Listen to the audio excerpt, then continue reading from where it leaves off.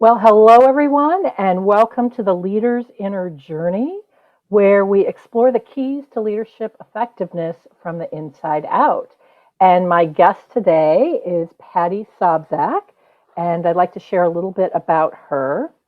Pattie has her PhD in Human and Organizational Systems and her master's in Library Information Science. She's a teacher, educator, librarian, consultant, and creator. She has over 25 years of experience in higher education in a variety of leadership roles. She's the co-owner of Sabo Associates. Did I say that right? Yes, you did. Great. A consulting firm specializing in leadership development for individuals and organizations. She also owns Celebrate Now, a company specializing in creating unique decorator pieces using rescued, recycled, and upcycled items in new and creative ways. Pattie, thank you so much for joining us today. I really appreciate it. Oh, thank you for having me. It's always fun to talk about leadership. I know it is. And so we're going to take a little bit of a different angle than most people. Most people kind of look at leadership from the outside. We're going to start with kind of an exercise that I like to use with everybody. And that is from your own experience, in your own opinion, if you can kind of in your mind compare leaders that you've had tons of respect for and compare those with leaders that have just, been maybe average or even below average, what would you say are maybe some of the major differences? Well, I'll give a disclaimer to start with, and that is that the terms great and average are very relative.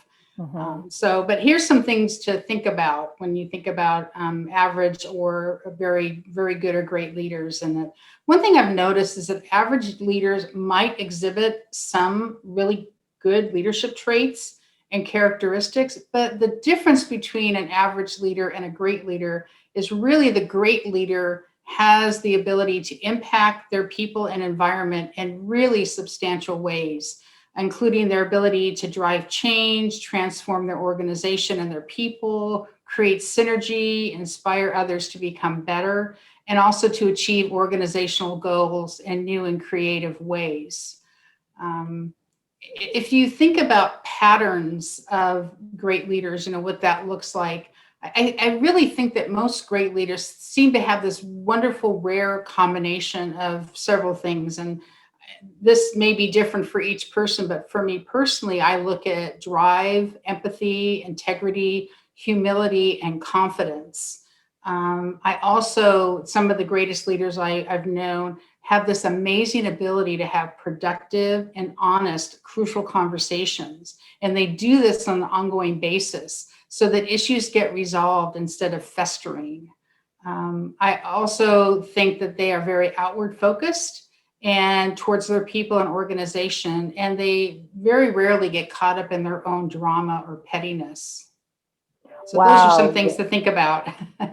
Yeah, what I was most struck with, um, based on what you said, is this ability to just really make a huge impact. And and I think about that. And then you also added some characteristics like empathy and humility. And you also added this ability to constantly lean into those crucial conversations. So when I think about what you said and I sort of summarize it, I would say those are the things that jumped out at me. And Mhm. when you think about those things, I mean, everybody wants to be that, right? So I'm watching this video, or listening to the podcast, and I'm thinking, all right, yeah, but I want to be that kind of leader. I want to make major impact. I think everyone in a leadership position wants to have major impact. What do you imagine is the difference on the inside between the leaders that are able to make this major impact, who have these characteristics, who continuously lean into these conversations? What do you think is different on the inside between these leaders and maybe, let's say, our normal everyday person? Well, I think one thing I've noticed, and I think Max Dupree talked about this, is that great leaders seem to be very grounded in reality. Hmm. They know who they are, they know how they show up every day. And while all people have inner demons, I would say great leaders have learned how to manage their demons in really productive ways. I also think that most great leaders have a sense of optimism and quiet power, and that helps keep them focused and very, very grounded. And for me, what I've learned about great leaders and what I've seen is that for great leaders, it's not about them. It's really about their people and their organization. So there's this very strong, constant outward mindset that they seem to have. Yeah, I love that. And so, how do you think they get that way? And when I talk about the leader's inner journey, I think that's the journey that I'm talking about. So, you Hmm. know, I'm wanting to be a great leader, and I'm in an organization, and maybe I have a management position, but I'm listening to this, and I want to have that great impact. And so now I'm hearing, okay, so in order to have that great impact, I really need to be grounded in reality. Um, and I need to make it not about myself. How do I get there on the inside? Like, in your opinion, what would you say is the journey to becoming that way? Well, it's different, as I say. I always say it's a relative term, and it's different for every person. But from my experience, I think the great leaders are just really passionate about learning and growing Hmm. themselves and others. They recognize the need to take calculated risks, both personally and professionally, in order to learn the things that they need. They're willing, like you said, to kind of lean into difficult situations. Something else I've noticed is that they are willing to admit their shortcomings, their faults, and also their mistakes, but they're not derailed by any of these. And also something that's I've found through the years that and as I have grown as a leader is not being afraid to ask for help or seeking counsel. Because being a great leader is the ability to know what you don't know and then find the answers to those things through a lot of different ways by asking other people, self growth activities, reading, attending seminars and programs. And it's really about this openness to new ideas, but always knowing who you are and being very grounded in yourself and what really matters to you, not ever letting that go. Yeah, so I'm listening to what you're saying, and it sounds like that takes a lot of time, right? And so, I think about if I were in a position now where I wanted to start that journey, um, I might join some kind of self growth program. I might start reading all these leadership books and self help books.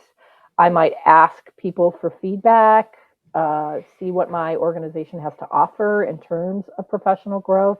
But it Mhm. sounds like it's work, right? It's sort of, it isn't an easy thing to do, but if you're committed to it, which is what I hear you saying, if you're constantly committed to it, then you do change over time.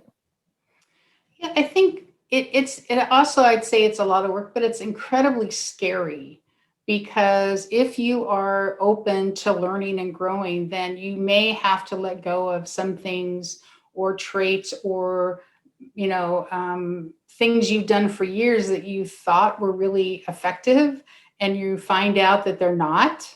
And that's a really scary thing. And it's a scary thing to say, I don't know, in front of people that are looking up to you, or to admit you made a mistake. Those are so that it's not only just the work, it's the capacity to really be vulnerable and to face your own fears. And that's where a lot of people do get derailed. They can read and go to seminars and talk to people, but that really tough work of really facing your own, who you are and what you do and if it's effective or not, or getting like results from a 360 that really surprise you and you go, ooh, I don't know. I didn't know I approached people like that. And being able to not just fall apart from that, but be able to say, wow, that's really interesting. I need to know more about that and be willing to take that deep dive. So it's complex, it's scary, it's not easy. And so it's a road that a lot of people end up not choosing to go down because there's just so many elements of really bad things that can happen along the way. I am getting intrigued and I'd like to hear some examples. So, if you'd like to share some examples from your own professional journey, but I know that you've also managed leaders, and I would just love to hear. I'm thinking about one example myself of someone who recently shared her journey where, she always felt that being the manager or being the leader, she needed to have the answer. So, anytime anybody came up to her and asked her a question, if she wasn't entirely clear on the answer, she would get really embarrassed and awkward and kind Mm, of try to make up an answer. And what she didn't realize is the power of kind of not knowing the answer and how positive that could be. And she shared a little bit about how she made that shift internally, sort of mentally. Do any examples come up from you, either from your own journey or from situations that you've observed and people that you've supervised?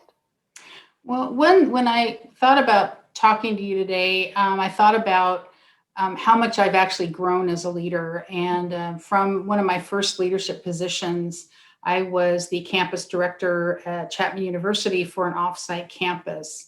And I had to apply for the job. I had to compete for it, and I won the position. And I really really wanted it because I wanted to have more impact on change and make the center really successful. It really had been struggling. So I felt like I had kind of walked in the door with a lot that I already knew. I had read a lot about leadership. I'd actually been teaching leadership for a few years. And I had spent some time on self growth and gaining knowledge and stuff. So I really felt I had some good instincts that I could kind of start with.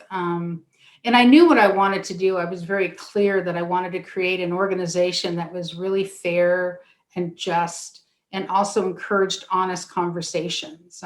One example I had to my folks, I said, I used to say that I would listen to anyone's story, idea, complaint, or argument, but that didn't mean that I would necessarily change my mind, but I would always listen. Mm-hmm. That was really important. And people exercise that all the time, but I love that. I loved feeling like they could be honest with me. And I got a lot of really good feedback for how I did that. But what I didn't realize was a really important part that I was missing. And that was that there were 20 other people who were running campuses for Chapman all over the country, and that actually did essentially the same job as me. The campuses were obviously, locally based, and so they had different programs and different, goals and things like that. But it was essentially the same job. Mm-hmm. But I was not at that time in my leadership journey. I was not willing or able or comfortable asking them for advice or counsel. So I Mm-hmm. felt like I had to go it alone, and I just have to say out loud, I was really wrong in that assumption. And so today, as I take on leadership roles, I realize how important it is to work with other people, to ask them, people that you value, not everyone, of course, not everyone in the world, but people that might have some insight or have do the same job as me or have done the same job. And I think if I would have done that back then, and Mm-hmm. really leveraged my relationships with the other directors, I think I would have been actually a much more effective leader. I think I would have made fewer mistakes. I think I just would have been just more effective. And part of that is just my nature is that it's hard for me to be vulnerable and admit that I need help. And that was really tough for me. But now I think I would have been so much more effective if I had used their help and asked for their support. So big lesson learned, but I learned it and I operate very differently now. It's interesting how much of taking yourself to the next level of leadership involves sort of battling with part of your internal ego, right? So when I listen to this story and I think about myself as a coach and how a lot of times I want to just go it alone, and I think my models and everything that I do is great, and then um, sometimes I'll come across another coach that's just done something brilliant, and I find now that when I embrace that, um, it often adds to what I can do with my clients. And so this isolationist thing, you know, but there's also a little jealousy sometimes, Yeah. right? It's like, oh, they're Hmm. doing a great job, and if I don't know and I reach out to them, or if I, talk them up or whatever it is, then does that make me less? So there's this kind of this idea that we all have, and I don't know how many of us have it, but I know that, kind of in my own career, I've had this Hmm. idea that there's a lot of value in being the best, right? So I'm Hmm. sort of gunning to have enough achievements so that I can be seen as maybe the best in my field. And a lot of times that produces a blind spot, right? Hmm. If we feel like we have to be the best, then we can't really value the contributions of others. So I love that example, and just hearing you say it brought up so many connections for me in my own leadership journey. Good. Well, I'm glad. I mean, for me, and for me, even being able to share that story is really a big deal for me. So Mm-hmm. I can see how much I've grown by being able to say, "Hey, I could have done better." And now what am I doing about it? I'm doing better. I'm managing better. I'm leading better. What I do as a leader is so much more effective than it was. And that's just great evidence. But it was scary. It was scary to think about. So yeah. Yeah, and I love that you bring up, it's scary, right? Because the Hmm. internal experience, um, and I'll just kind of go back to the example that I just gave for myself as a coach. I remember joking with another coach, but it was such a relief to do it. I remember actually being able to call out my own pettiness and say, well, I'm really jealous that this other coach did this, but it's Hmm. really, really good stuff. So I'm going to support this coach, and then since then I've incorporated a lot of that work into my own work. But it was fun because I had another coach that I was working with at the time, and she was even further along in her journey than I have been. And and then because I set the stage by naming jealousy, she was able to also name her own jealousy, and we were able to kind of joke about it. But then that also made it dissipate. And I know that's, um, I mean, it may seem really trite, but being able to confront some of the petty things in yourself or the demons, I think Hmm. when I think about you talking about scary, I think, that's a lot of what it is. Hmm. I think the great leaders, as you said, they've confronted their demons, but when we ask, well, what is it to confront a demon?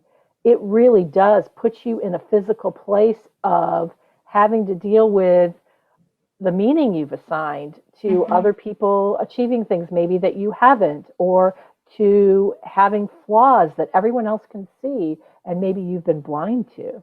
Hmm. Yeah, very interesting. So I'm reading a book right now, and I can't off the top of my head remember the author's name, but I do remember the title. It's called The Last Word on Power, and I have a book club tonight. I'm not all the way through it, but I think it applies here because she talks about a winning strategy and how all of us as leaders have a winning strategy.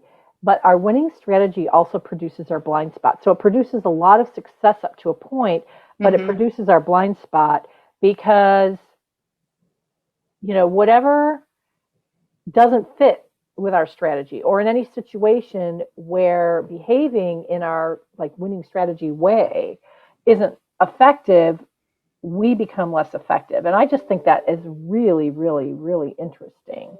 Yeah.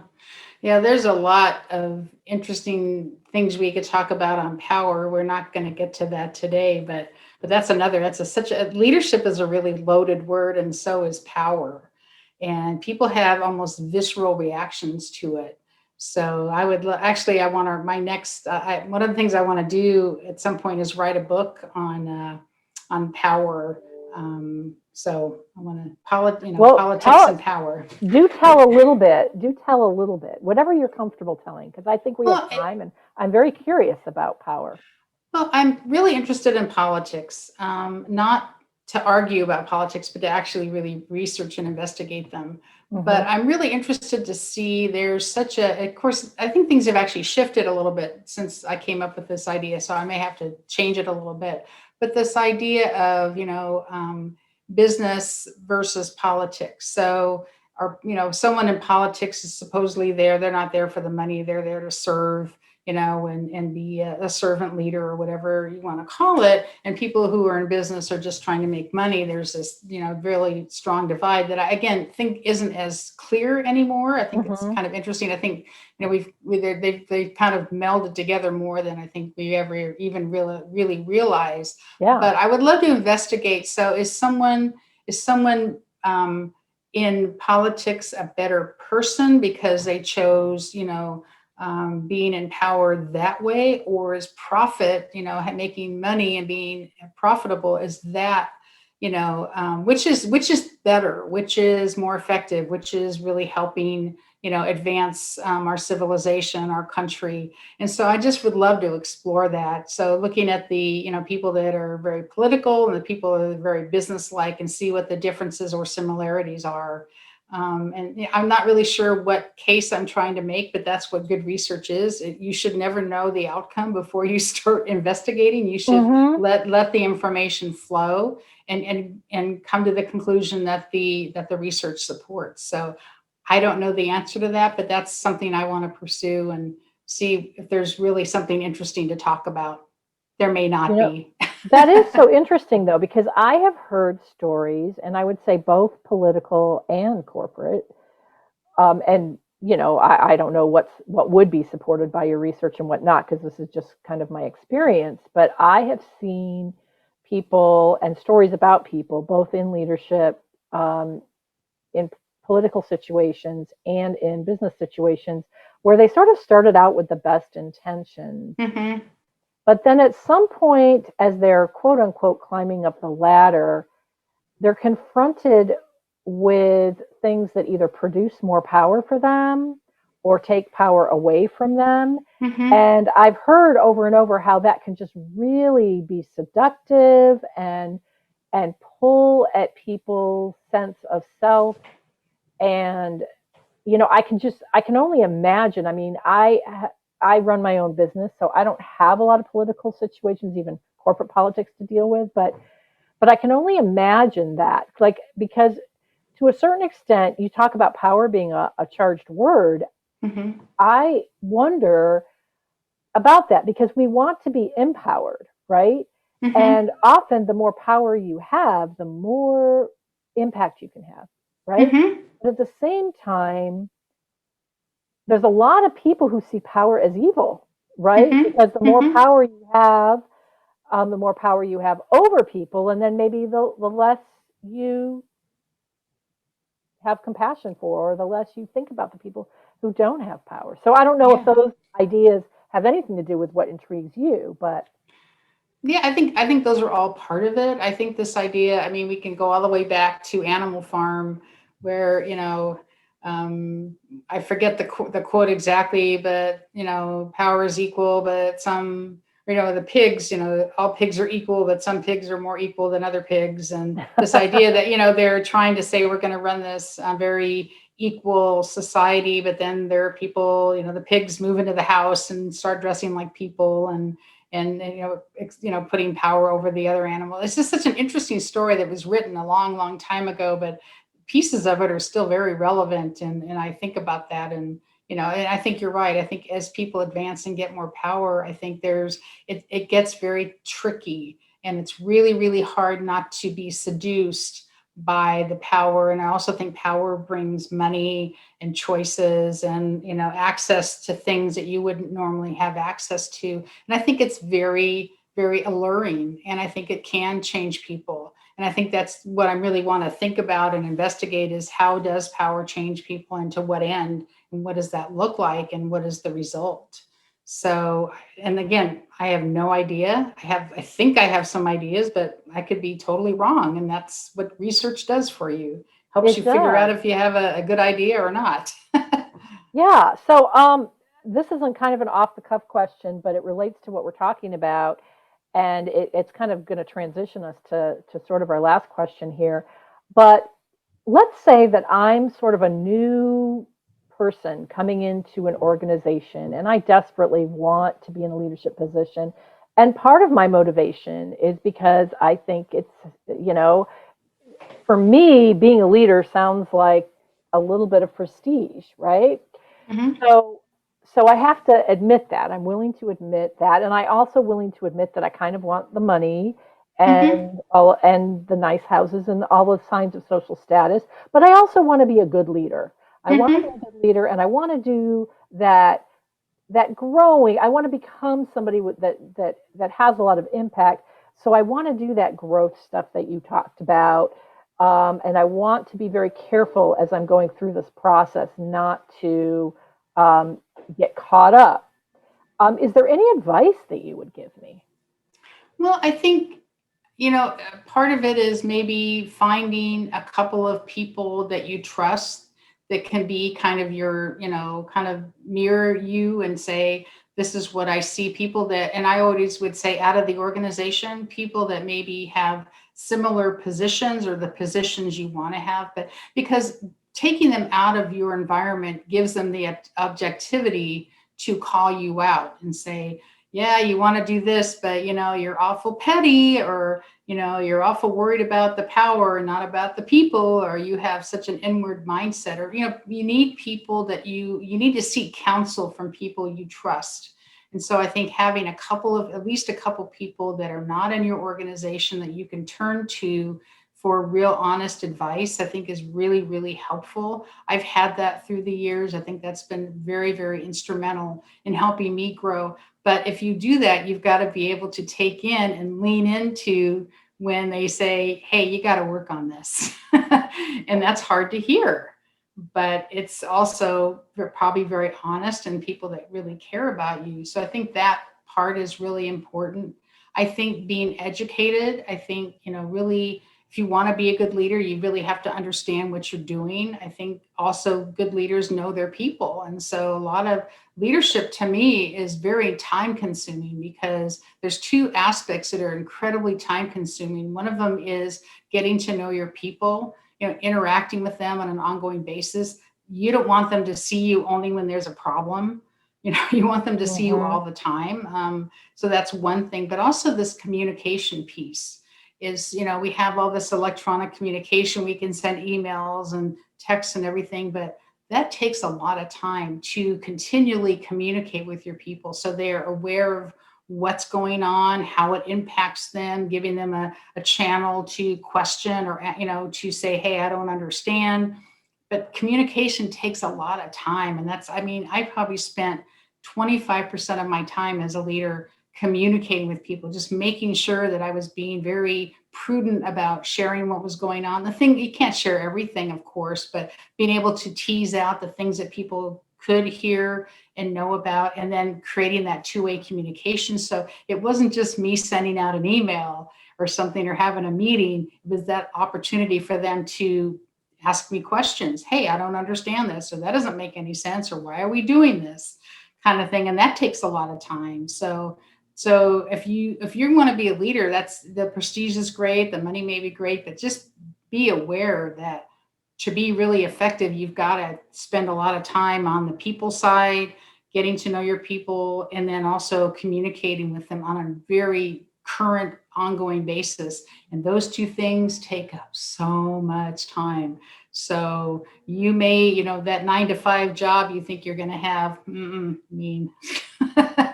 You can, even if you're working at home, you may be working into the night trying to communicate with people and keeping them up to date and everything. And then you've got to save time for yourself. You've got to save time to grow and kind of, be, rest and kind of recharge your batteries and stuff. So there's a lot of elements to that. And if you're really talking about being effective, if you just want to lead and be power hungry, that's really easy just to, but to be effective, a lot of time and energy and yeah, and you got to be really vulnerable. And that's again, very scary for a lot of people.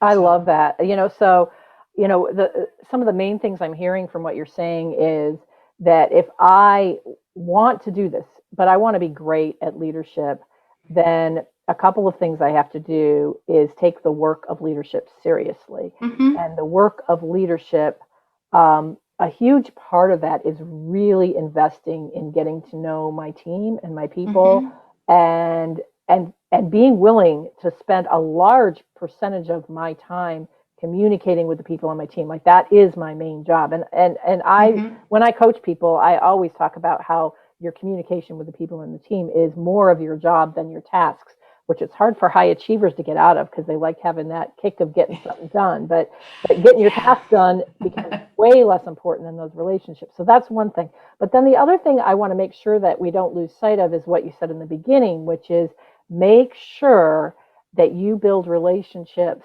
with people you trust who are maybe peers, or Mm-hmm. they could be even higher than you in the organization, but you have a trusting enough relationship so that they're willing to give you good feedback Mm-hmm. and you're willing to take it. And that reminds me of mastermind groups, because a lot of people will form little mastermind, very unofficial mastermind groups where they get together, and you can do this on Zoom. I have a group that I've been working with on a program, and then we continued to work together, um, starting from working on this program, but we're just continuing to meet. But now other things are coming into play that have nothing to do with the program we started. And I can see how we're just a very powerful cohort where we're really, Mm-hmm. really supporting each other in ways that um, are going to make all of us better. But Mm-hmm. you have to have high trust with these people, because you have to be willing to, as you said, be vulnerable and share what you're struggling with, and trust that they're not going to think less of you because of that. Yeah, a lot of vulnerability there, but really impactful. And again, that idea of trust and someone who's willing to just tell you how it is, so important. You're the people that work for you probably aren't going to be willing to do that because they're not going to want Mhm. to Of deal with course. the consequences of that. But someone who you that's a peer or someone even a level above you that is objective can do that for you very effectively. Yeah, I think that point bears repeating. The people who work for you, even if you have an open door policy, they will never give you real feedback because you're in a No. power position to them. So Yep. if you're Yep. going to get the feedback, you've got to be really, you got to put yourself in a situation where you're going to get it. I love that. So we have one final question, and I like to kind of wrap these up with something very tangible that Mhm. people can take away who are trying to grow in their leadership. And so, for our audience that are maybe looking for some tips, can you maybe share one or two effectiveness tips? And it doesn't have to be just about leadership; it can be about you and your work. But what are things that you've learned to do in your work that you believe are key to your own effectiveness? Well, I think one thing that I want to repeat is this idea of asking for help and counsel. I think it's finding the right people. Again, I wouldn't tell you to talk to everybody because not everyone can be trusted. I mean, that's just the way it is. But maybe a couple people that you really, really feel like can care about you and are there to help you and are willing to be honest with you is so important. So it's being finding those key people. Um, and the other thing too is this idea that I think, and I suffer from it.